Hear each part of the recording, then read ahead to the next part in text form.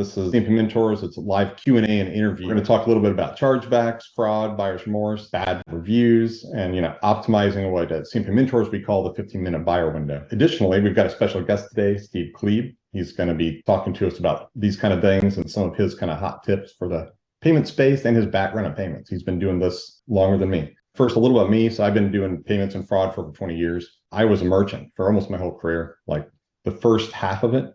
And because of that, really, I can't think any other way. Now I help merchants. In my past, I was a merchant. I did some pretty high risk background checks, public records, took it from an ebook company, eventually was a CEO, grew that company, but discovered chargebacks back before the TMF lists. But now I've discovered how annoyingly unfair it is. And so I just really like to help merchants get out of these problems and do things right. I also worked in video games at Riot Games, helped Fortnite, Epic figure out their payments and fraud, and then built a little VMPI facilitator with Visa and sold that to Count and Equifax, which I was in a part of for a while. And now I'm here, just back to helping merchants again. So we also have Mari Perroni. You want to intro yourself? Sure. Hi, I'm Mari Perroni, partner here at CNP Mentors. I had a different start than many in our industry, actually. I started as a teacher in Brazil. I was teaching English. And although it might feels like it's not related to our field, it actually did teach me how to break down complex topics to then convey that knowledge to others. After teaching, I got a job at Jagex back in the UK, and I was working with the community. My claim to fame there was we had a horrible retention of new players. So I fought for them, and I created a program called Recruit a Noob. Noob means new player for non-gamers. That's how I could help them. It's still one of those projects that's been used after 10 years. Then in my last job, I worked at Riot Games, but I was working in Brazil. I was recruited to the billing team where I saw tons of fraud. And the systems that they created in the United States, they were not working for Brazil because there's always this cultural clash. So wanted to make it my mission, learned how to, work with fraud, and then convinced the whole fraud guys in LA, which Scott was one of them, to let me build a fraud team in Brazil. I had to show them how you can apply everything you have here to how we use in Brazil and many other countries. And here I am. Awesome. Thanks. Got a few more guests who just popped in, so that's good. Steve, you want to give a little intro about yourself? Sure. Thanks, Scott. So Steve Klebe, I have been in payments for roughly 40 years, and I've worked across the spectrum. Started out at Verifone and went to a company called CyberCash, which was the very first internet payment gateway. Worked there for 3 years, ran sales and BD. Then I pivoted to CyberSource and worked there for 9 years in a variety of roles, sales, BD, sales management, etc.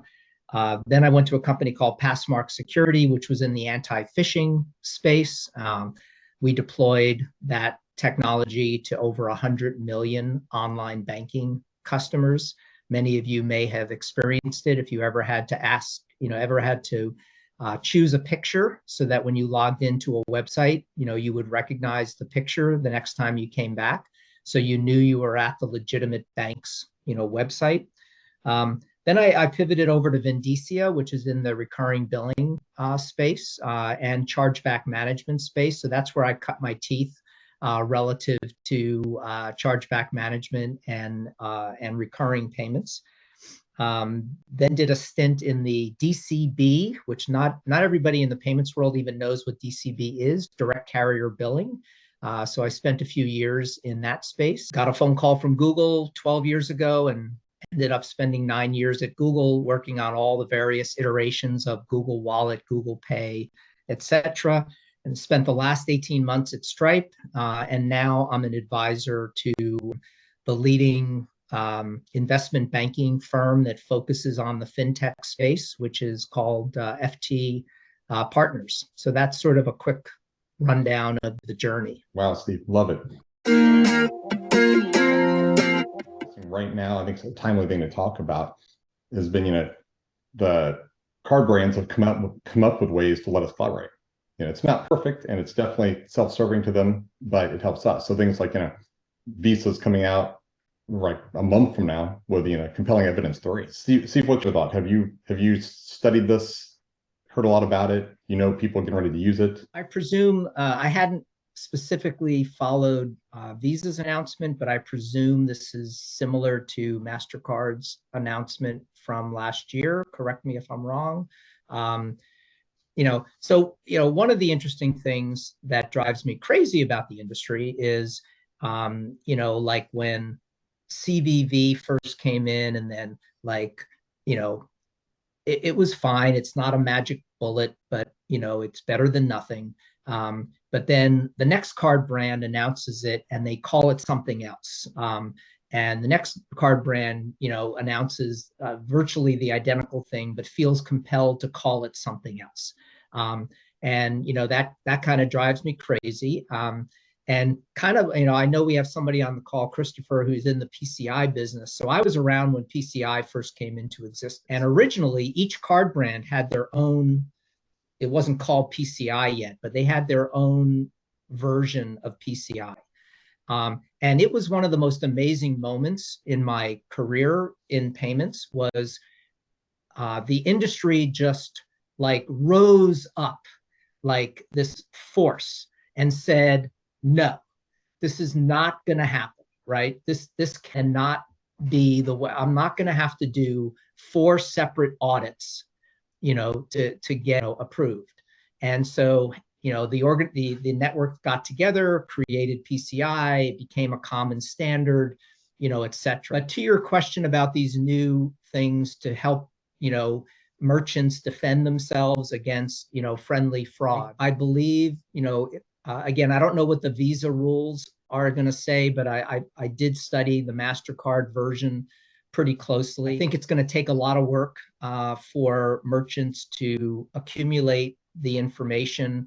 I presume the service provider community will step up and integrate some of the necessary data capturing things into their standard systems. The conscious fraudsters can work around it fairly easily by simply changing their machines, and the like, which they do all the time, hide behind VPNs and other tools. But then you always have to weigh, like, for a $12 transaction, how much is it worth putting all this extra effort into it? So I think it's going to be less effective than people are hoping for. It's going to definitely accomplish something.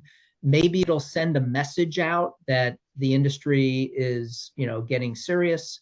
But I think it's still very much the pendulum still favors the networks and the issuers and the consumer more than the merchants. At least the way I've seen, the programs structured so far.